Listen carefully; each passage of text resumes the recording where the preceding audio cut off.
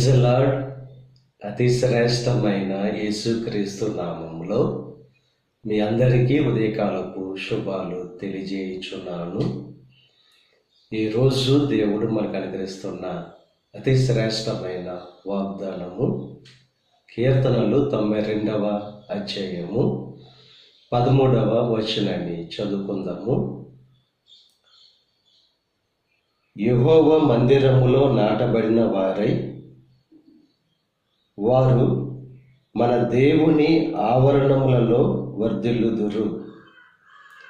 ఈరోజు దేవుని యొక్క వాక్యం స్పష్టంగా మనతో మాట్లాడుతుంది.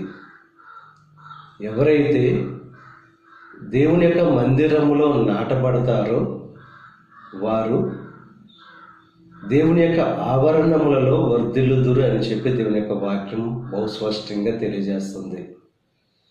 దేవుని యొక్క మందిరానికి శ్రేష్టమైన స్థానాన్ని ఎవరైతే ఇస్తారో,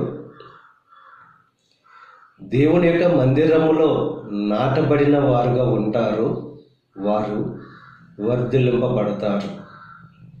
దేవుని యొక్క మందిరాన్ని నిర్లక్ష్యం చేసేవారి యొక్క జీవితంలో దేవుని యొక్క ఆశీర్వాదం అనేది ఉండదు. దేవుని యొక్క మందిరములోని మేలుల చేత దేవుడు మనల్ని తృప్తిపరుస్తాడు. ఉదయకాల సమయంలో దేవుని యొక్క మందిరానికి మనం విలువ ఇస్తున్నామో లేదో ఒకసారి మన యొక్క జీవితాన్ని పరిశీలన చేసుకుందాం. దేవుని యొక్క మందిరంలో నాటబడిన వారంగా ఉండాలి.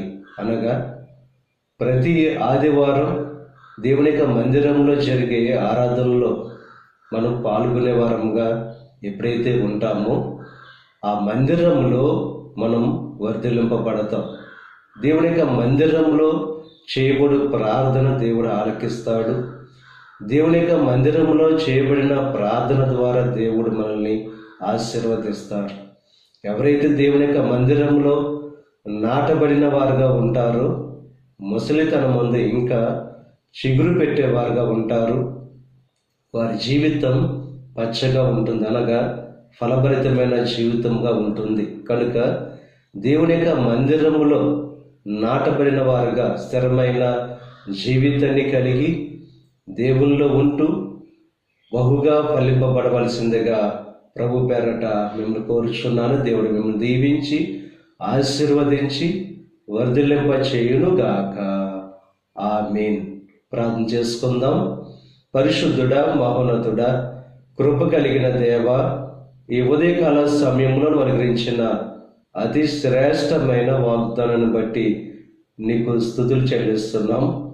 ఎవరైతే నీ మందిరంలో నాటబడిన వారుగా, నీ మందిరానికి కట్టుబడి స్థిరంగా జీవించేవారుగా ఎవరైతే ఉంటారో వారు నీ ఆవరణములలో వర్ధిల్లింపబడతారని చెప్పి ఈరోజు స్పష్టంగా మాతో మాట్లాడవు కనుక దేవా, నీ మందిరానికి విలువ ఇచ్చేవారముగా, నీ మందిరంలో నాటబడిన వారుగా ఉంటూ వర్ధిల్లింపబడే భాగ్యాన్ని ప్రతి ఒక్కరికి కలుగు చేయండి.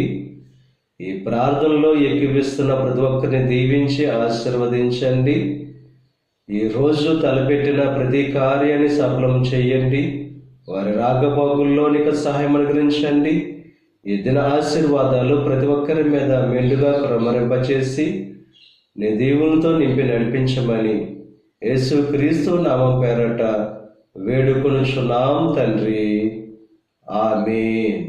తండ్రి, కుమార, పరిశుద్ధాత్మ త్రియేక దేవుని యొక్క కృప సదాకాలం మనకు తోడయ్యుండి దేవుని యొక్క దీవెనలు ఆశీర్వాదాలతో నింపి నడిపించునుగాక. ఆమేన్.